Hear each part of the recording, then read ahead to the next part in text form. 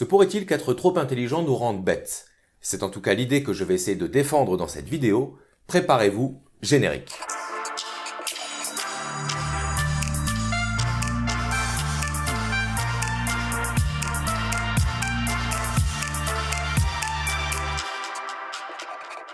Alors d'abord, il faut qu'on s'entende sur ce qu'on appelle l'intelligence. L'intelligence, ce n'est pas la culture. Si vous préférez, c'est pas parce qu'on a lu des livres ou qu'on a bac+5 qu'on est intelligent. Savoir qui était le dieu de la guerre chez les Romains, savoir combien il y a d'os dans le corps humain, ça, c'est de la culture. Ça montre qu'on a étudié et qu'on a une bonne capacité de mémorisation. Mais sur le plan intellectuel, c'est pas différent de connaître la liste des Pokémon. Ça peut aider au Trivial Pursuit, mais ça fait pas de nous quelqu'un d'intelligent. Donc l'intelligence, ce n'est pas la mémoire, à moins de penser qu'un disque dur soit intelligent. Alors l'intelligence, c'est quoi? Au sens premier, l'intelligence, c'est la capacité à comprendre les choses par le recours au raisonnement.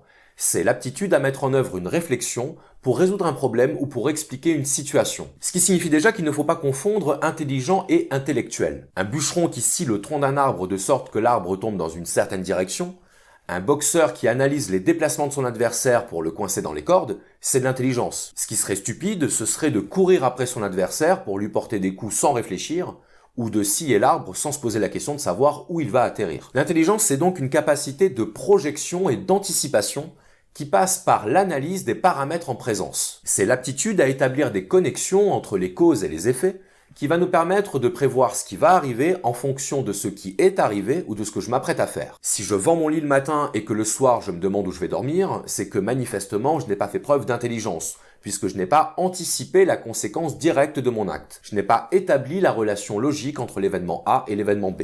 Et ça nous conduit à une deuxième définition de l'intelligence qui est le sens de l'adaptation. On peut reprendre l'exemple du bûcheron que j'utilisais tout à l'heure. Si le bûcheron sait dans quelle direction va tomber l'arbre, il va pouvoir adapter son comportement à cette information, par exemple en évitant de rester planté juste en dessous. Bon, après, chacun fait comme il veut. Comme pour le sens de l'anticipation, le sens de l'adaptation peut prendre différentes formes selon les contextes. Par exemple, si j'ai un ami dont les parents viennent de mourir, oui, j'ai décidé de mettre l'ambiance, et que je lui raconte que mes parents sont en train de passer leur deuxième lune de miel aux Bahamas, à ce moment-là, ce que je dis n'est pas intelligent, au sens où c'est inapproprié à la situation. Je n'anticipe pas les conséquences de mes paroles sur celui qui est en face de moi, je ne prends pas en compte sa situation émotionnelle. L'intelligence, c'est un phénomène protéiforme, et l'erreur serait de réduire l'intelligence à sa version logique et mathématique. Le QI, quotient intellectuel, est un outil qui permet de mesurer l'intelligence logique.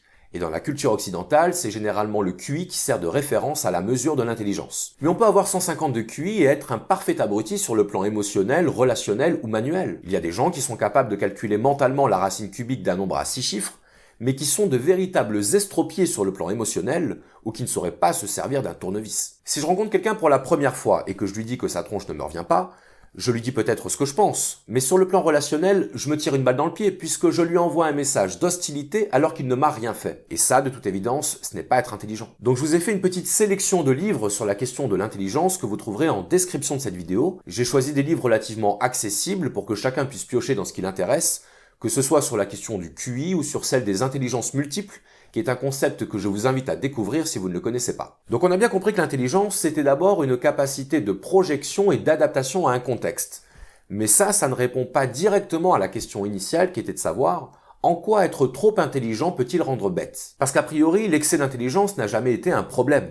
On n'a jamais entendu quelqu'un nous dire « Oh là là, attention, t'es trop intelligent là, faudrait que tu lèves le pied ». Bien, vous allez voir que ce n'est pas aussi simple que ça en a l'air. L'excès d'intelligence, c'est quand l'intelligence n'est plus investie dans la résolution de problèmes existants, mais dans la création de problèmes artificiels. L'excès d'intelligence, c'est lorsque nous analysons les choses non pas parce que la situation l'exige, mais parce que nous avons un besoin irrépressible de tout analyser. C'est lorsque, par notre pensée, nous complexifions inutilement les choses juste pour le plaisir d'avoir des problèmes à résoudre. À ce moment-là, l'intelligence n'est donc plus un moyen de résoudre des problèmes, mais un moyen de les entretenir, voire de les amplifier, juste pour satisfaire notre besoin de réfléchir. Et réfléchir sur un problème qui n'existe pas, ce n'est pas l'intelligence, c'est le contraire de l'intelligence, puisque l'intelligence sert à résoudre. Donc ici, quand je parle d'un excès d'intelligence, je parle en fait d'une hypertrophie de l'intellect. Je parle d'un excès de l'activité mentale qui se fait au détriment de la compréhension. À partir du moment où réfléchir n'est plus un moyen de comprendre mais devient une finalité en soi, à partir du moment où analyser n'est plus quelque chose d'utile mais un besoin incontrôlable, on sort de l'intelligence. On devient une machine à penser. Il y a des personnes très intelligentes qui sont capables d'élaborer des scénarios intellectuels extrêmement sophistiqués, Mais l'ennui, c'est que ces scénarios ne correspondent à aucune nécessité pratique. Ce sont des labyrinthes sans issue qui ne débouchent sur aucune solution. Et le problème, c'est que pendant qu'on s'épuise à fabriquer des scénarios mentaux, on ne vit plus. L'hypertrophie de l'intellect nous rend complètement aveugles aux évidences. Un peu comme si l'évidence était quelque chose de trop simple pour satisfaire notre esprit. On ne voit pas des choses qui sautent aux yeux de n'importe qui, tout simplement parce qu'on tient à avoir des problèmes à résoudre, et que ne plus avoir de problèmes, ce serait comme cesser d'exister. On ne cherche pas à résoudre, on cherche à avoir quelque chose à résoudre, justement pour ne pas le résoudre. C'est ce que j'appelle l'intelligence masochiste. C'est l'intelligence qui se bat contre elle-même. Parce qu'encore une fois, créer de toutes pièces un problème qui n'existe pas, ou extrapoler un problème qui pourrait être résolu de manière simple, ce n'est pas être intelligent, c'est juste travailler à se faire souffrir et à se rendre malheureux. Il y a un auteur qui s'appelle Eckhart Tolle, qui parle lui de la pensée compulsive. Là encore, vous trouverez tous les liens dans la description. La pensée compulsive, c'est quand on ne parvient pas à interrompre la pensée. C'est quand on a besoin de se poser des questions et qu'on tourne en boucle dans nos schémas mentaux sans jamais parvenir à se reposer. La pensée compulsive, c'est un phénomène involontaire dont on n'est pas forcément conscient, mais dont on peut prendre conscience à partir du moment où on devient le témoin intérieur de nos pensées. Et Eckhart Tolle explique que dans cette course effrénée du mental, dans ce travail de remue-ménage permanent qui fait qu'on va toujours être insatisfait, on s'épuise et on se perd. Le penseur compulsif, c'est-à-dire presque tout le monde, vit dans un état d'apparente division, dans un monde déraisonnablement complexe, où foisonnent perpétuellement problèmes et conflits, un monde qui reflète l'incessante fragmentation du mental. Le philosophe français Descartes a cru avoir découvert la vérité la plus fondamentale quand il fit sa célèbre déclaration « Je pense, donc je suis ».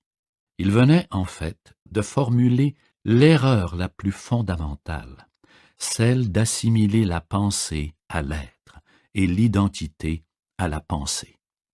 La pensée compulsive, c'est ce besoin que nous avons de nous infliger une torture mentale alors que personne ne nous le demande. C'est Schopenhauer qui disait que l'homme était le seul animal capable d'être malheureux parce que c'est le seul animal qui possède un intellect. Autrement dit, c'est le seul animal qui se pose des questions. On souffre parce qu'on a des questions sans réponse. Et pour conjurer cette souffrance, pour la faire disparaître, il n'y a que deux possibilités. Soit on trouve la réponse à nos questions, soit on arrête de se poser des questions. L'intelligence nous rend bêtes à partir du moment où elle sert uniquement à nous rendre malheureux. Et je répète souvent cette phrase qu'on trouve aussi chez Eckhart Tolle, bien souvent le chemin est simple, c'est nous qui sommes compliqués. La pensée est un outil formidable à partir du moment où on la contrôle.